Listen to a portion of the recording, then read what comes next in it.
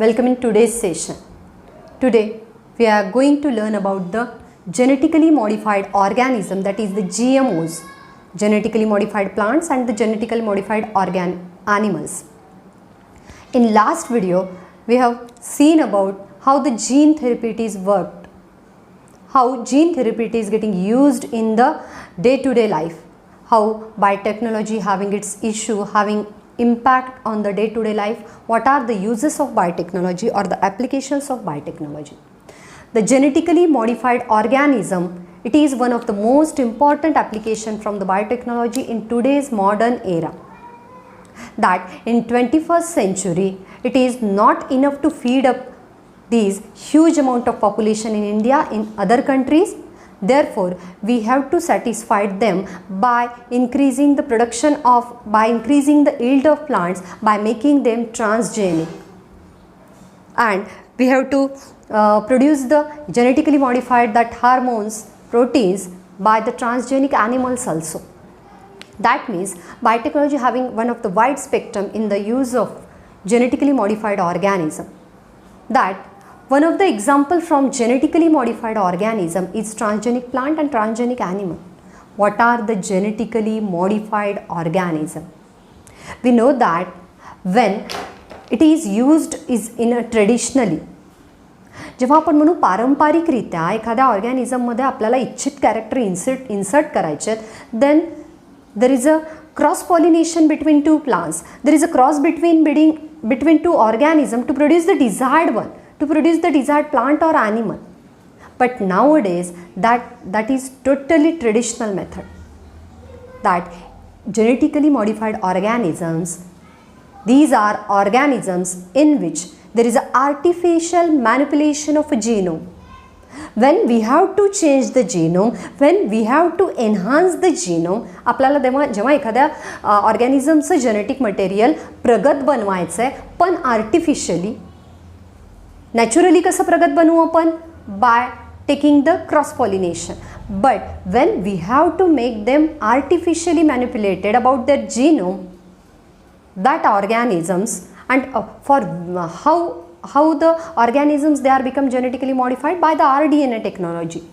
That it is an artificial manipulation of a genome in an organism by the genetic engineering. How genetically modified organisms are formed? By the genetic engineering, by the rDNA technology, and by genetic engineering their genomes are changed, their genomes are artificially manipulated. And by making the manipulation, by enhancing their genetic material, their gene pool artificially by genetic engineering or rDNA technology, that process is called as genetic modification, and that organisms are called as genetically modified organism, GMOs. There are many applications of genetically modified organism. In that same way, there are also having the disadvantages of the genetically modified organisms. They are having mutations in the organism. त्यामुळे mutation सुद्धा होऊ शकतात. पण प्रथमतः आपण त्याचे फायदे बघूयात, जे बायोटेक्नॉलॉजीचेच फायदे आहेत. That genetically modified organisms are transgenic plant and transgenic animal. We keep the transgenic animal besides. First we have seen about the transgenic plant. Today we are going to see about the how the transgenic plants are made by the genetic engineering, obviously, but how they are in use, for what purpose transgenic plants are made, that uses for increasing the yield. Traditionally we are know that traditionally plants are having very lower yield per acre or per hectare. But day by day our population increases, number of people increases, and we having the same land in our country. By the pollution, the land decreases its fertility, and we can't that people's or population demand for the more food, and we can't make them satisfactory about their food. Therefore, to minimize their food demand, to fulfill their food demand, that for increasing the yield, transgenic plants are needed. आपल्याला माहीत आहे की जर एखाद्या ऑर्गॅनिझमचं genetic modification करायचं आहे, का करायचं, तर आपल्यासमोर खूप आव्हानं आहेत, खूप प्रश्न आहेत. आपल्यासमोर एवढी मोठी वाढलेली लोकसंख्या आहे, त्या लोकसंख्येला पुरेसं अन्न पुरवायचं आहे, तर आपल्याकडे असे प्लांट हवेत ज्यांचं उत्पादन खूप जास्त पाहिजे for increasing yield of particular plant. Then second one, drought tolerance और drought resistant plant. Day by day the monsoon timings are changing. कधी खूप पाऊस पडतो, जेव्हा हवा आहे तेव्हा तो पडत नाही, आणि आपल्या देशाचे बहुतांश भाग हे कोरडवाहू होत चाललेले आहेत. दुष्काळ पडतो. अगदी आपण बघतोय जून, जुलै, ऑगस्ट, सप्टेंबर, ऑक्टोबर तेव्हा थोडा पाऊस असतो, पण जानेवारीमध्ये लगेच खूप गावांना टँकरची गरज पडते. खूप झाडांना तर पाण्याअभावी जीव सोडावा लागतो, ॲनिमल्सला सुद्धा. And for making the plant draft tolerance, draft resistance म्हणजे कोरडवाहू जमिनीशी, कोरडेपणाशी रजिस्ट करणारे plant. The plant which are make them resistant to drought condition, dry condition, which can withstand them into the low water quantity, and to make them drought tolerance, transgenic plant or genetic modifications are used. Next, enhanced the nutrition. आपण बघतोय की एका एकरमध्ये समजा तूर लावलेली आहे, पण plant that is the pigeon pea or the cow pea or the that pea plant, sweet pea plant, it is sown in particular area and that gives a particular amount of nutrition, that is very low in nutrition. And in that same area, when we are sowing the genetically modified pea plant which are giving the more proteins, then that is the enhancement in food production. म्हणजे आपल्याला particular एक तुरीचं डाळीचं 1 acre शेत आहे जे आपल्याला खूप लोअर क्वालिटीचं न्यूट्रिशन देत आहे. त्याच एरियामध्ये आपण जर high protein quality pea plant पेरले तर आपल्याला तेच खूप न्यूट्रिशनली प्लांट, एन्हान्स्ड न्यूट्रिशन असलेलं प्लांट मिळेल. म्हणजेच आपण बघू ट्रान्सजेनिक प्लांटचे खूप युजेस आहेत. To make the plant disease resistant, to make the plant insect resistant, to make the plant draft tolerance, to make the plant with the high yield, to make the plant with the high nutrition. These are the many applications or the uses of transgenic or genetically modified organism. Then the plant in which the genetic variations are created by rDNA technology. Transgenic plants are the plants in which genetic variations are created, diversities are made artificially. By which technology? By the recombinant DNA technology. What is the recombinant DNA technology? A donor organism or cell is selected from which the desired gene it is isolated. That desired gene or a foreign gene it is to be inserted in a vector DNA. Vector DNA plus that desired gene make the rDNA. Vector it is any cell which can transfer the foreign DNA, that is the bacterial DNA or bacterial virus DNA. Phages D N A आपण म्हणू. Vector plus desired जीनला जोडायचा आणि R D N A तयार करायचा. And that keep that R D N A, put up that R D N A into a competent host sale.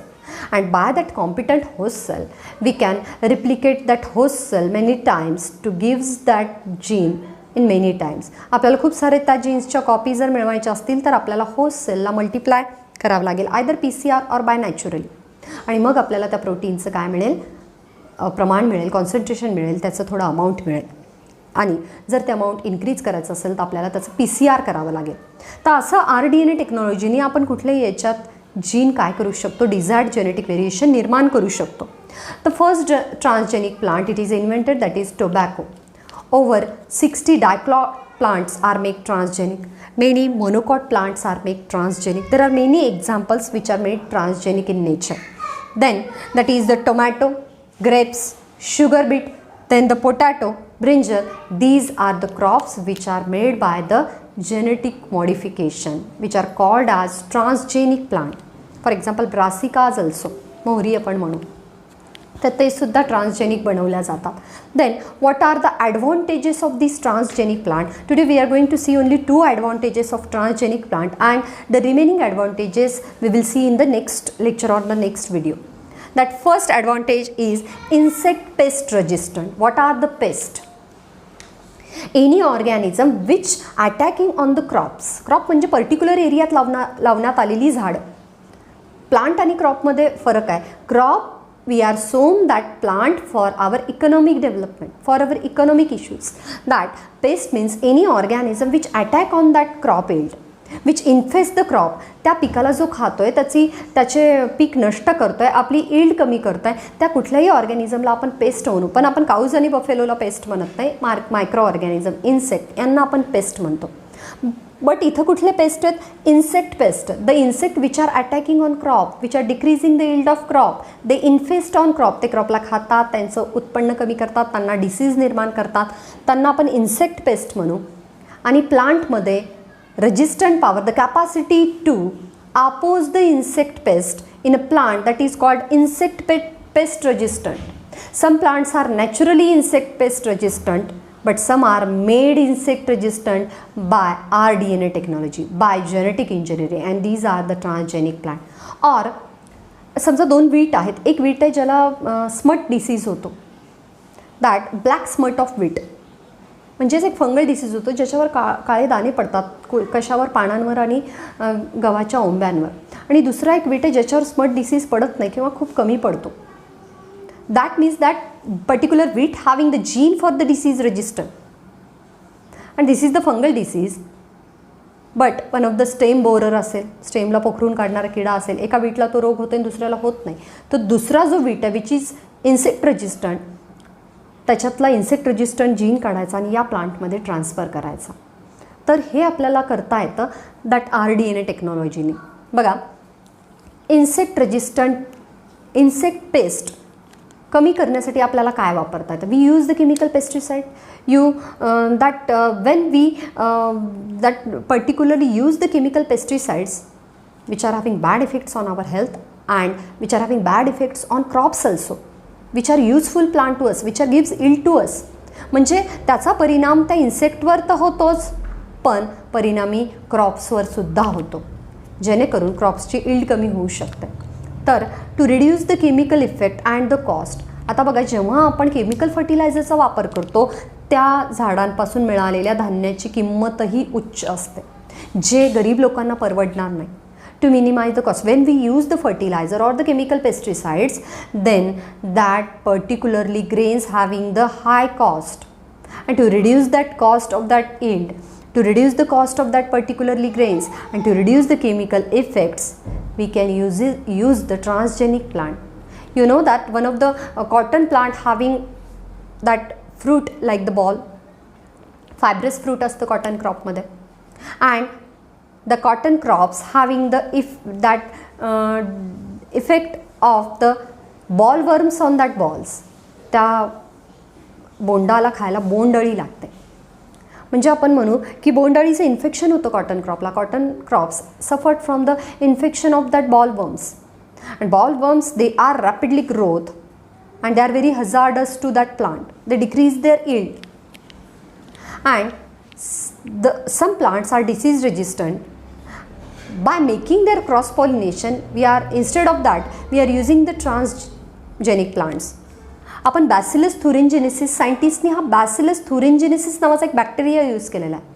Bacillus thuringiensis, it is one of the bacteria which causes blockage in the gut, which causes choke up in the gut of that particular insect. या बॅक्टेरियामुळे घशाचं infection होतं, घसा block होतो आणि तो insect उपासमारीने मरेल. मग हा जीनच बॅसिलस थुरिनजेनेसिस, ट्रेडिशनली काय केलं जायचं, बॅसिलस थुरिनजेनेसिस या बॅक्टेरियाचे स्पोर्स वापरले जायचे, पाण्यात मिसळले जायचे ते बॅक्टेरिया, त्याची कॉलनी वाढवल्या जायची लॅबमध्ये, ते पाण्यात मिसळले जायचे आणि फवारणी मशीनमधून बनवून स्प्रे केले जायचे. Traditionally we are using the sprays of Bacillus thuringiensis, spores of sprays of Bacillus thuringiensis.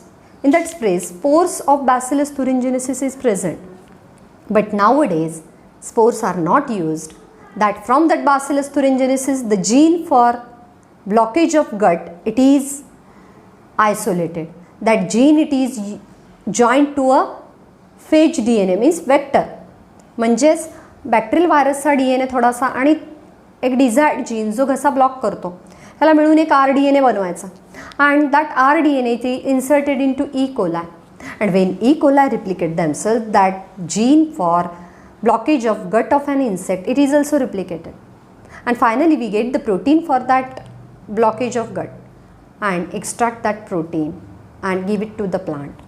That means that now BT plants are made by using the cry gene. Cry gene means the gene which is responsible for the blockage of gut of that insect. आणि मग जेव्हा आपण त्या प्लांटमध्ये हा gene टाकू, त्याचं stem, त्याचं लीफ, त्याचं बोंड, या सगळ्यांमध्ये हा क्राय जीन उतरेल आणि जेव्हा कधी बोंडअळी त्या बोंडाला खाईल, त्या बॉलला खाईल कॉटनच्या, तेव्हा तिचा घसा ब्लॉक होईल आणि ती उपासमारीने मरेल आणि 1 बाय 1 मग बॉलवर्म्स मरत जातील आणि ते नष्टही होतील. तर in this way the insect paste resistant plants are made by transgenic plants by using the technology genetic modification. The second use is biofortification, or we can called as increasing the nutritional level of particular crop, that improvement in nutritional level of crop, that is called as biofortification.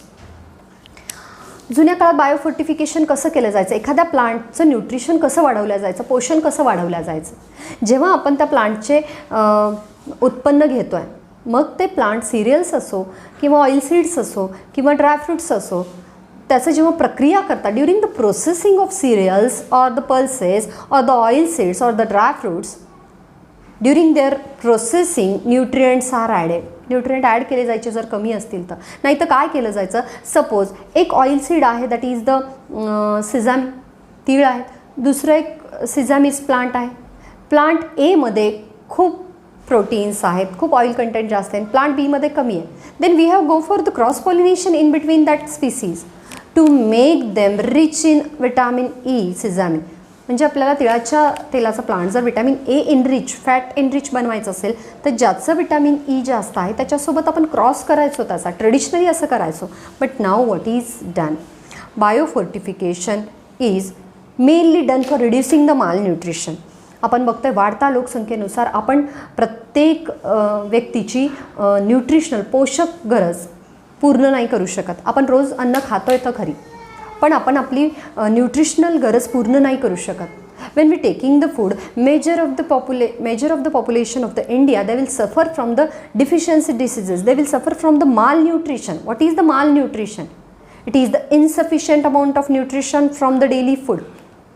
आपण वरण भात भाजी पोळी खातोय, पण आपल्याला फळांची कमतरता, हिरव्या पालेभाज्यांची कमतरता, आयर्नची, विटॅमिन एची, and therefore we Indian people are mostly suffer from the deficiency diseases, that is vitamin A deficiency diseases. We can suffer from the bad.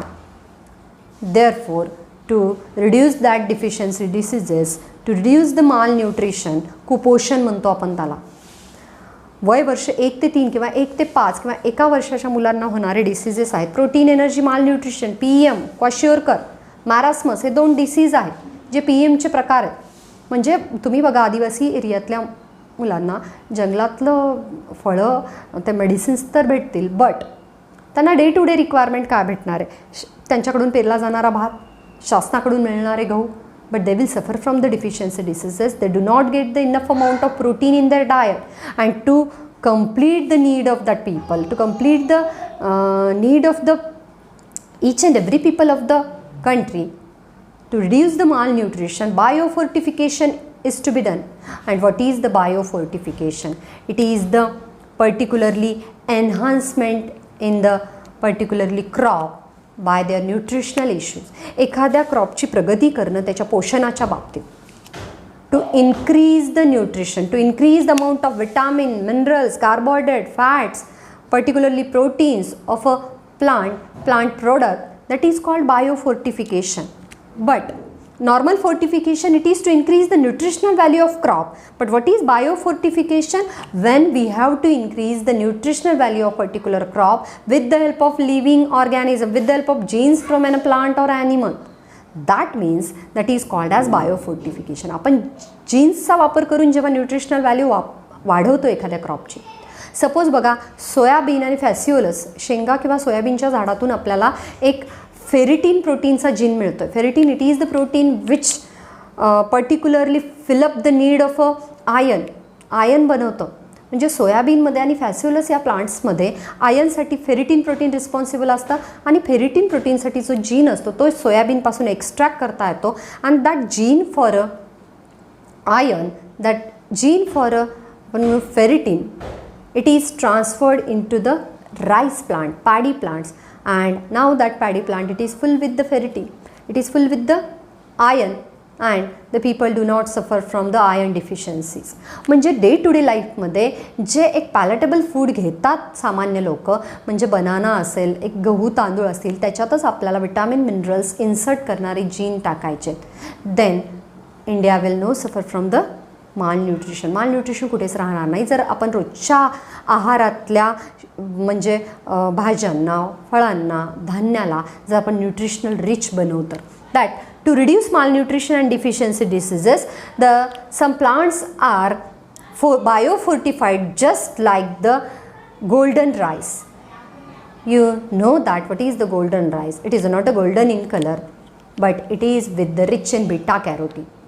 That carotene, it is one of the photosynthetic pigment which is orange in color, and that gene for the beta carotene, it is transferred in the rice plant from the carrot, from the papaya, from the mango. That beta carotene, the gene for beta carotene synthesis is extracted, that is joined to the vector, and that rDNA inserted into rice plant, or that protein extracted in rice plant.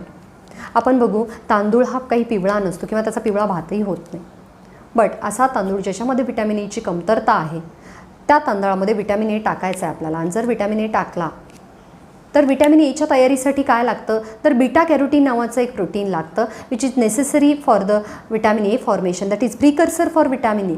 Beta carotene हा vitamin A तयार करण्यासाठी लागणारा एक raw material आहे, कच्चा पदार्थ, प्राथमिक पदार्थ आहे. आणि beta carotene it is extracted from carrot 1. कॅरेटमधून जर त्याला एक्स्ट्रॅक्ट केले त्या जीनसोबत काय करायचं, कॅरेटचे सगळे जीन काढायचे, त्यातून बीटा कॅरोटीन तयार करणारा जीन काढायचा, त्याला वेक्टर DNA बॅक्टेरियल DNA सोबत जोडायचं आणि बॅक्टेरियल DNA प्लस हा बीटा कॅरोटीनचा जीन इकोलायच्या सेलमध्ये टाकायचा आणि इकोलायला खूप वेळा मल्टिप्लाय होऊ दिलं की आपल्याला बीटा कॅरोटीनसाठीच्या खूप जीनच्या कॉपीज मिळतील आणि ते प्रोटीन पण आपल्याला वेगळं मिळेल. That means that protein is inserted into rice plant and that rice is a golden rice which is rich in vitamin A. Beta carotene असलं त्या राईसकडे की त्याच्यामध्ये विटॅमिन ए पण तयार होईल. विटॅमिन ए तयार होण्यासाठी कुठल्याही सेलमध्ये बीटा कॅरोटीन लागतं. The golden rice it is one of the great example of transgenic plant whose genetic manipulation is to be done with the help of that beta carotene, and the gene from high nutrient plant it is inserted into normal plants. कुठल्याही प्लांटमध्ये हाय nutrient प्लांटची gene जर टाकली तर त्याच्यामध्ये nutritionally rich vitamin, minerals, proteins, fibres, that fats and carbohydrate तयार होतील. That ferritin and golden rice. किंवा आपण बघू the rice which is rich in iron, the rice which is rich in beta carotene और vitamin A, it is made by transgenic plant. The spinach with the rich vitamin A it is also made by this technique. It is called as biofortification. The Atlas 66, it is one of the wheat which is made by the biofortification. The nutritional enriched carrots, nutritional enriched spinach, nutritional enriched fruits are made by, just like the banana which is rich in the carbohydrate, fats and protein, it is made by transgenic techniques. These are about the genetic modification. What is the genetic modification? It is the artificial manipulation of a genome of an organism by the genetic engineering or the rDNA technology. And genetically modified organisms are transgenic plant and transgenic animal. The first transgenic plant is tobacco.